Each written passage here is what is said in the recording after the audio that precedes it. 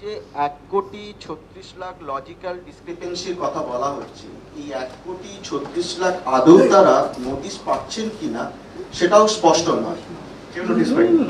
ফলে এইটার ক্ষেত্রেও একটা প্রবল অ্যানোমালি থেকে যাচ্ছে যে আদৌ এই 1,36,00,000 তাদেরকে নোটিশ সার্ভ করা হচ্ছে কিনা সেটাও কিন্তু জানতে পারছি। আপনি লিস্ট যদি পাবলিশ করেন, তার বেসিসে যদি নোটিশ পাঠানো হয়, কারোর তো কোনো আপত্তি নেই। কিন্তু আপনি লিস্টই যদি পাবলিশ না করেন, যদি একটা ধোঁয়াশা রয়েই যায়, যদি একটা অ্যাম্বিগুইটি থাকে যে কারা কারা এই লিস্টের মধ্যে রয়েছে, কি কারণে রয়েছে, আপনি 6টা ক্যাটেগরি করে দিলেন এবং বললেন যে বাবার নামের সাথে মিসম্যাচ রয়েছে, এই কারণে 1,36,00,000 মধ্যে 11 লক্ষ লোক পড়লো। যাদের বাবার সাথে ছেলেদের এমন 15-20 বছরের ডিফারেন্স রয়েছে, এরকম 20 লাখ লোক পড়লো।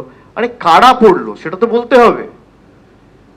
6টা ক্যাটেগরি করে যদি আমি ঢুকিয়ে দিই, কোথাও 10 লাখ, কোথাও 12 লাখ, কোথাও 15 লাখ, তাহলে তো হবে না। সাংবাদিক হিসেবে আমি মনে করি এই প্রশ্নগুলো আপনাদেরও করা উচিত ইলেকশন কমিশনের কাছে, যে ট্রান্সপারেন্সি যদি আপনার মোটিভ হয় তাহলে আপনারা লুকাচ্ছেন কেন? আপনারা পাবলিশ করুন। ভোটার লিস্ট যদি ক্লিন করা আপনাদের উদ্দেশ্য হয়, ভোটার লিস্ট পরিষ্কার করাই যদি উদ্দেশ্য হয়, প্রথমত এই ভোটার লিস্টের বেসিসেই 2024-এ নির্বাচন হয়েছে। ভোটাররা যদি অবৈধ হয় তাহলে দেশের প্রধানমন্ত্রী অবৈধ, ভোটার যদি অবৈধ হয় তাহলে দেশের স্বরাষ্ট্রমন্ত্রী অবৈধ, প্রতিরক্ষামন্ত্রী অবৈধ, স্বাস্থ্যমন্ত্রী অবৈধ, রেলমন্ত্রী অবৈধ, যে সরকার গভর্নর অ্যাপয়েন্ট করছে গভর্নর অবৈধ, যে সরকার প্রেসিডেন্ট অফ ইন্ডিয়া অ্যাপয়েন্ট করছে বা যে সাংসদরা করছে প্রেসিডেন্ট অফ ইন্ডিয়া অবৈধ, ভাইস প্রেসিডেন্ট অফ ইন্ডিয়ার জন্য যারা ভোটাধিকার প্রয়োগ করে ভাইস প্রেসিডেন্ট অ্যাপয়েন্ট করছে যে সমস্ত সাংসদরা, তারাও অবৈধ, ভাইস প্রেসিডেন্ট নিজে অবৈধ। আমি সেই বিষয়ে ঢুকছি না। আমি বলছি আপনি বলে দিলেন যে ভোটাররা অবৈধ, কারণ আপনার তো মোরাল বা মোরাল ভ্যালু বলে কিছু নেই, মোরাল সিস্টেম বা মোরাল ভ্যালু বলে কিছু নেই যে আমি যদি অবৈধ হই তাহলে আগে আমি রিজাইন করি, নিয়ে সারা ভারতবর্ষে এসআইআর করি। আপনি সেটা করলেন না। আপনি স্টেট বলে দিলেন যে এখানে ভোটার লিস্ট পরিষ্কার করতে হবে, সেই জন্য আমি এসআইআর করছি।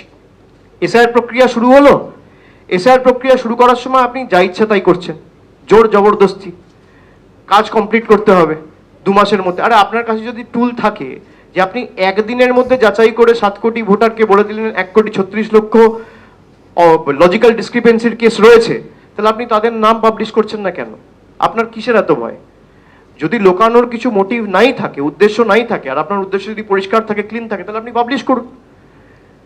বিজেপি এটাই চেষ্টা করবে যে যেহেতু বিজেপির নেতারা 1 কোটি 1.5 কোটি বলেছে, ইলেকশন কমিশনকে নতজানু করে যেন তেন প্রকারে জোর জবরদস্তি কায়দা করে বাংলা থেকে, বাংলার মানুষ যেহেতু এদেরকে 2021-24-এ ভোট দেয়নি, সেই কারণেই প্রধানমন্ত্রী গত সপ্তাহে সভা করতে এসে ভার্চুয়াল অ্যাড্রেসে বলেছে বাঁচতে চাই তাই বিজেপি তাই। এই 4টে শব্দের মধ্যে কিন্তু গভীর একটা মেসেজ লুকিয়ে আছে। এই 4টে শব্দের মধ্যে শুধু ষড়যন্ত্র নয়, বাংলার প্রতি যে বৈমাতৃসুলভ আচরণ এবং বাংলার মানুষকে পানিশ করার যে মানসিকতা, যে শিক্ষা দেওয়ার মানসিকতা, টাইট করার মানসিকতা, যেটা বিজেপির নেতারা বলেছে টাইট করতে হবে। ওরাই তো বলেছে যে একটা ফোনে টাকা চলে আসবে, একটা ফোনে টাকা বন্ধ করে দেবো, তো নেতারাই করেছে। তো বাংলার মানুষকে যে টাইট করার মানসিকতা, এটাই এই 4টে শব্দ থেকে পরিষ্কার, যে বাঁচতে চাই বিজেপি তাই।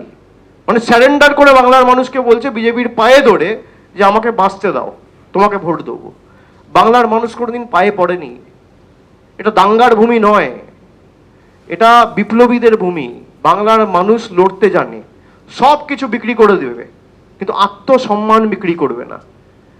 এদের পাল্টা বাংলার মানুষ জবাব দিয়ে প্রমাণ করবে যে বাঁচতে চাই তাই বিজেপি বাই। আর বাংলা মানবে না হার, তৃণমূল আবার। বাংলার মানুষ প্রমাণ করবে। এবিপি আনন্দ, এগিয়ে থাকে, এগিয়ে রাখে।